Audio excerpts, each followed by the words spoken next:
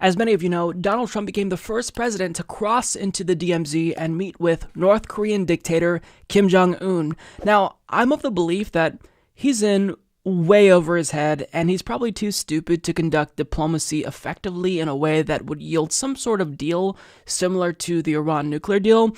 However, that doesn't mean that I don't give him credit for trying, because I think that he does deserve credit here for initiating dialogue with North Korea. And I'm saying that especially knowing the way that Donald Trump operates. He's either hot or he's cold. So if he's not, talking to Kim Jong-un, then the alternative would likely be that he is threatening to wipe them out on Twitter.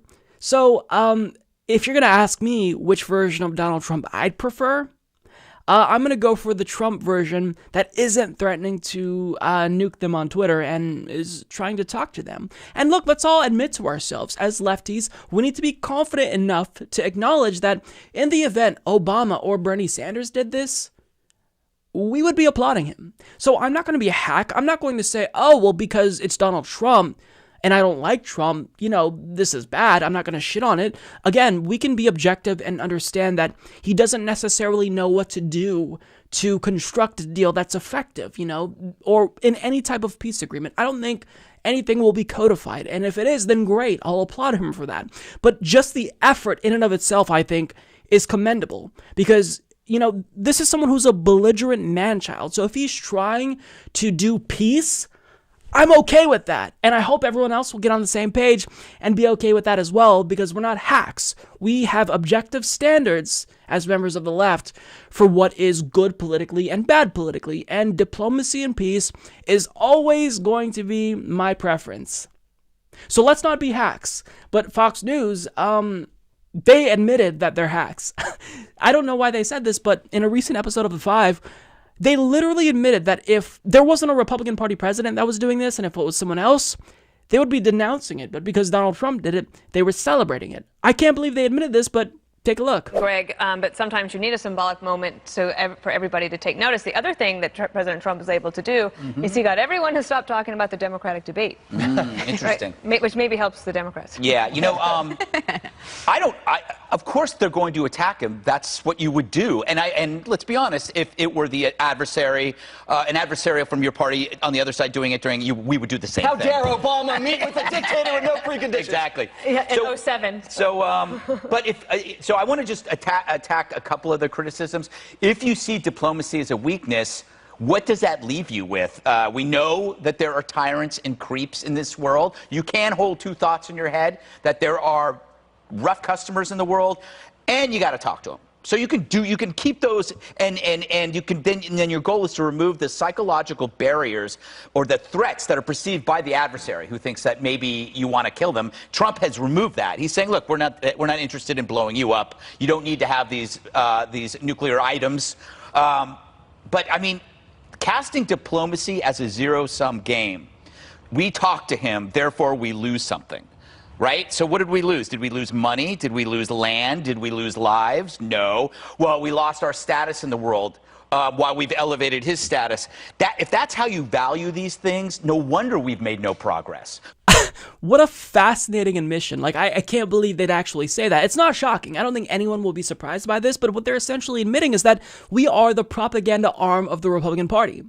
And if our team does something, it's good by definition because we're on the same team. And we're going to support our team no matter what and hate the opposing team no matter what. I mean, that's the definition of being a political hack. And again, I cannot believe they admitted this. So Gutfeld said, let's be honest here. If it were an adversary from your party doing it, we would do the same. And then Waters said, how dare Obama meet with a dictator with no preconditions? Gutfeld then said, exactly. And then Gutfeld was correct in saying, diplomacy isn't a zero-sum game where talking to someone doesn't necessarily mean we lose something. That's a solid point. And I can't believe that I'm saying this, but I agree with Greg Gutfeld on something.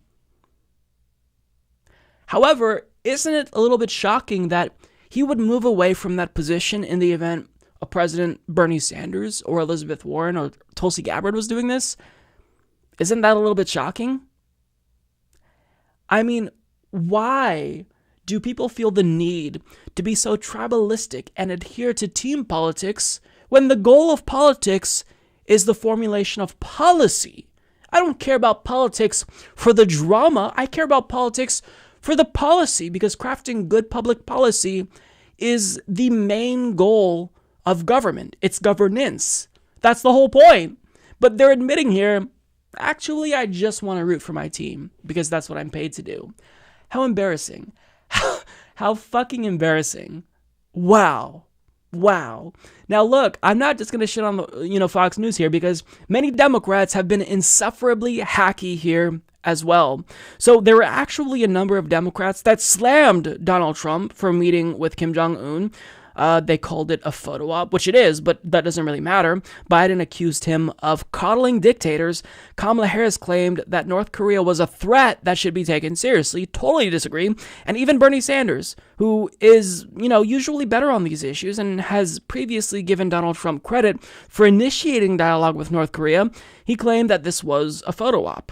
Now, again, let me remind you that we have a man-baby president, and if he is not initiating dialogue, then he's going to be threatening to nuke them on Twitter, because either way, he has to come away seeming as, someone who was victorious in a situation, either the stronger one or someone who was able to negotiate some sort of deal, whatever the details may be. So let's use our knowledge of Donald Trump and how petulant he is to our advantage and commend him here, because if he's not going to be talking to Kim Jong-un, he'll likely be threatening to bomb him. And I get that this may seem like a false dichotomy, and maybe that's true, maybe that's correct. But this is the way that Donald Trump has previously behaved. He's hot or he's cold. He's either threatening them or he's talking to them. This is what Donald Trump does. This is the way he operates. So, look, I just want people to stop being hacks, and I want them to be consistent and say this policy is good regardless if my team does it or the other team does it. That's really what politics is about, right? Everybody has got to agree on an objective standard of what good governance and good policy is, and we just can't get people to agree to that. But we need consistency here, not team politics, and we need to stop conceptualizing these other countries who are smaller, who will not attack us, as threats.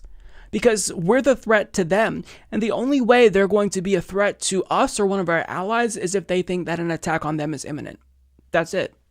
So I think that overall, what we just need to do is encourage good policy. And Trump is like a child, so he needs positive reinforcement. So it makes me worried whenever politicians will shit on him for doing something that we'd all be applauding Obama on the left, if he did. But, unfortunately, it goes both ways. Republicans are just as hacky because they admitted here on Fox News, we wouldn't be applauding Obama if he were the one to do this. I mean, it's just embarrassing, people. Come on, let's stop being hacks. Let's stop being overly tribalistic, and let's encourage people to do the right thing regardless of the team that they're on and you're on. How about that? Mike is a total loser, so don't hit the subscribe button, okay? And whatever you do, folks, do not hit the notification bell either. Mike treats me so unfairly.